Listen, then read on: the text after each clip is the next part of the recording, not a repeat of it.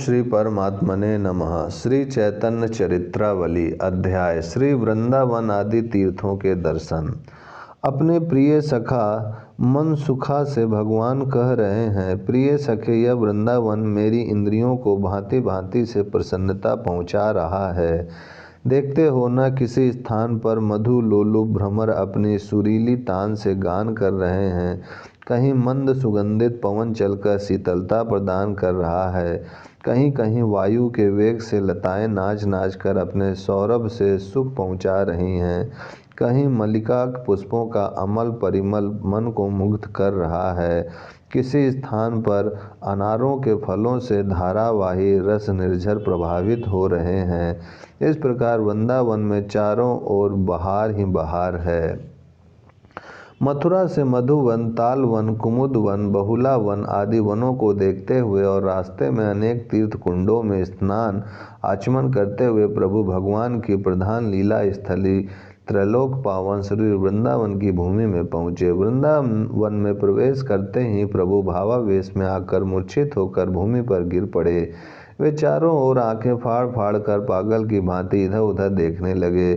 उन्होंने देखा, कहीं तो कदम के वृक्षों की पंक्तियां खड़ी हुई हैं, कहीं करील के वृक्षों पर टेटियां और लाल लाल फूल लगे हुए हैं, कहीं गवें चर रही हैं तो कहीं वृक्ष के ग्वाल बाल किलोले कर रहे हैं, कहीं मयूर नाच रहे हैं तो कहीं सारस, हंस, चकवा, जल मुर्ग आदि जल के पक्षी उड़ उड़कर कालिंदी कुल की ओर जा रहे हैं।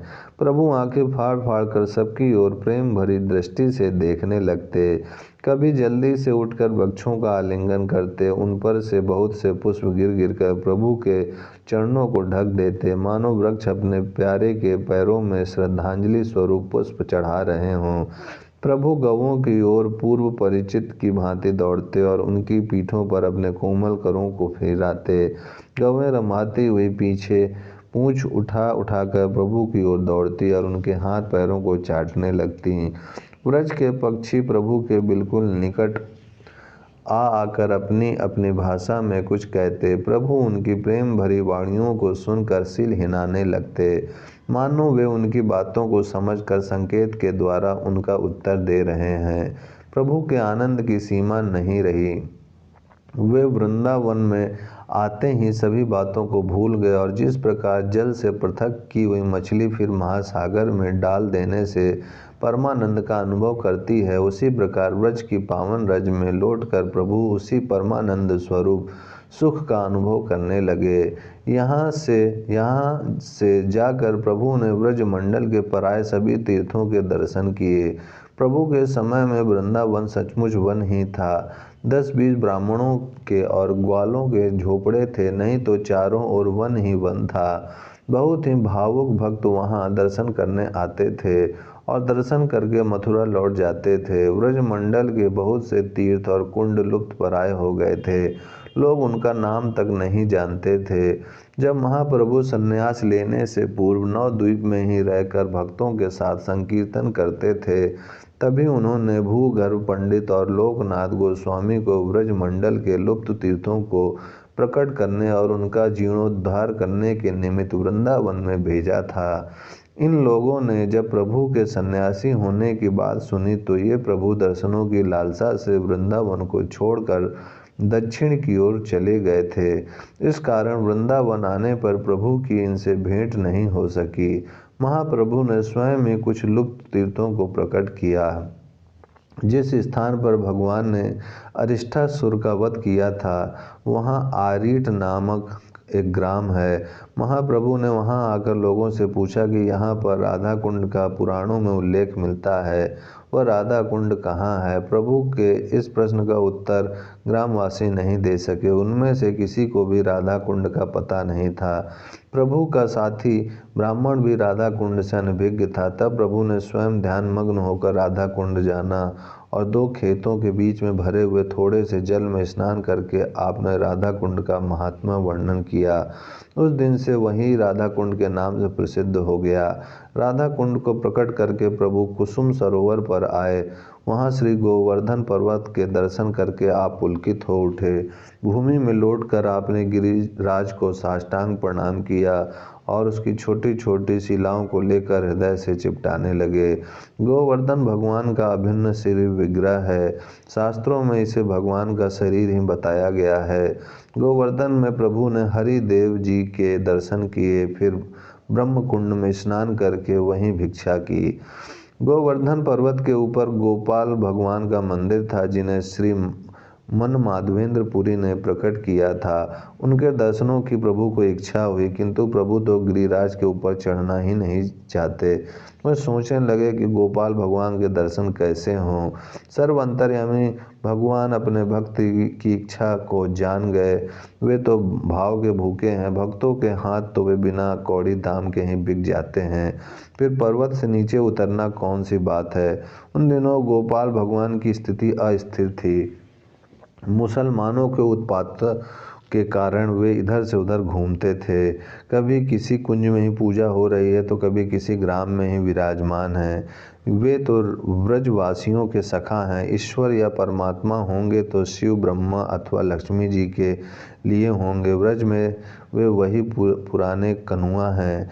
अब ब्रजवासियों को यवनों से भय है तो उन्हें भी होना चाहिए। इसलिए ब्रजवासी ग्वाल बाल जहाँ भी जाते वहीं गोपाल को साथ ले जाते। उन दिनों एक तुर्क सेना मूर्तियों को विध्वंस करती हुई आ रही थी।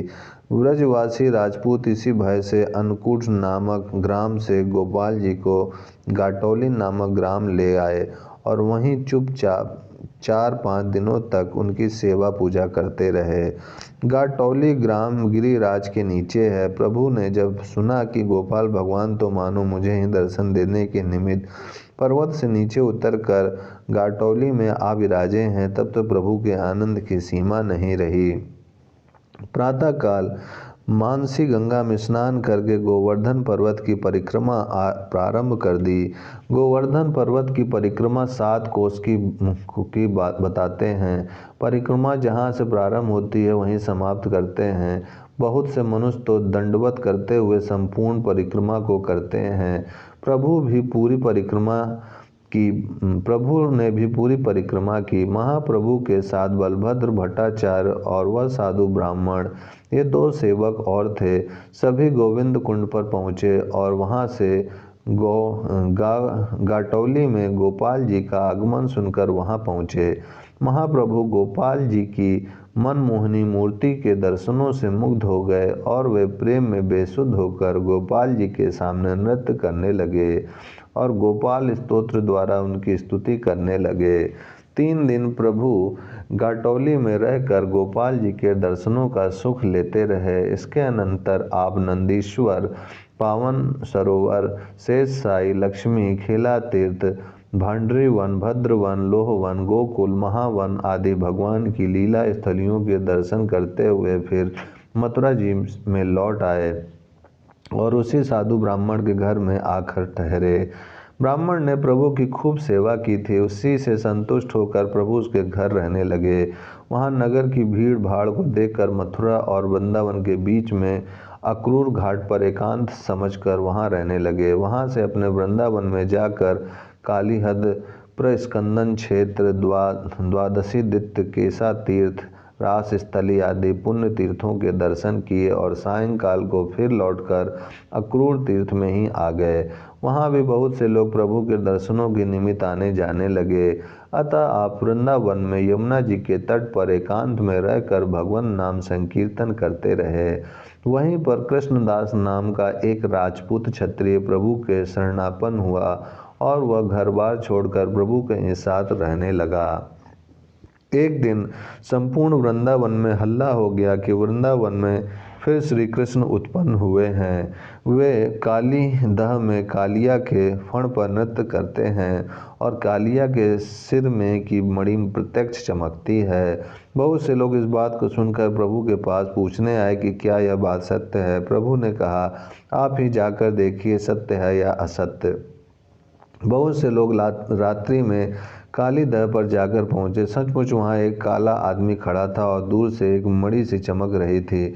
लोग आनंद और कुतूहल के साथ उसी ओर बढ़ने लगे। बलभद्र भट्टाचार्य ने भी काली दह पर जाकर साक्षात श्री कृष्ण भगवान के दर्शनों की इच्छा प्रकट की।